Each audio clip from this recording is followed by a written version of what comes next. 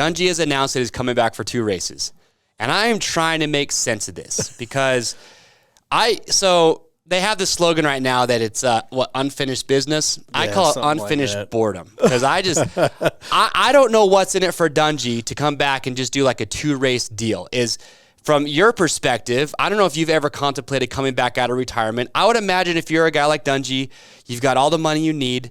But when you retire at that age, so you continued racing. You went to do Dakar. You were doing works. You're doing everything. He hasn't had a gate drop. Do you think he just craves that, and it's just kind of like he needs to scratch the itch? Why do you think he's coming back? I think it's a lot of what you mentioned, but also he's been doing some testing. I'm sure Roger and Ian and the team, I'm sure they were saying, oh, man, you're looking better than ever. And you put 2 and 2 together, and who's going to race this summer? And I think he might have been their best option. And they gave the 2-race. They put that in the press release, maybe to give him an out if it doesn't go well, maybe for him and them. Right. I'm not sure. But I'm sure if he's doing well, he's going to continue. Same with Cairoli. I expect him to continue if he does well. Really? Also. Yeah, sure. I think the 2-race thing is a safety buffer.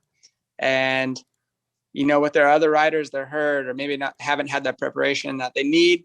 So this is perfect for the brand. It's perfect for Ryan to be able to go out there and compete, maybe scratch that itch, like you said, and get it out of his system. Even though as a racer, you never get it out of your system. Yeah, I feel like on a race.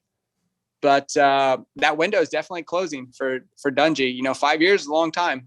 And you lose a lot. Those other guys are going to be a lot faster than he expected or than he expects, I think. That's kind of like me going to works racing, like we were saying. You think it's going to be easy from what you remember, and then you get there, and man, when the pressure gets put on, it gets hot quick. So yeah. I think as a fan and for the sport in general, it's amazing. It adds a lot of excitement. It's good for the industry, the series, and KTM. Yeah. And I think one of the big reasons, too, is I think he retired too early, dude.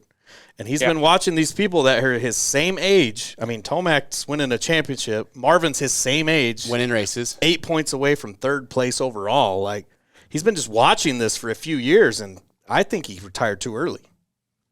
Maybe. That's what I think the itch is. What do you think, Andrew? Do you think he regrets retiring at 27? No, I think at the time, in the moment, it made sense. I think he was ready to have a family, settle down, not have so much pressure. And I think there was some external motivation, to retire. And that's why I think if he's coming back to race for himself and he has internal motivation, it's not about money or anything else, but it's just because the desire and him wanting to race, I think it could go really well. Mm-hmm. If he's getting a lot of external motivation from the people around him to race and getting pressure this way, maybe it doesn't go so well. And but only he knows. And what's cool, you get to talk about it. And this is, I'm sure, why fantasy is so amazing. It gives you something to talk about and watch the races, and it's like a race within itself. But I think it definitely be fun to watch how this develops.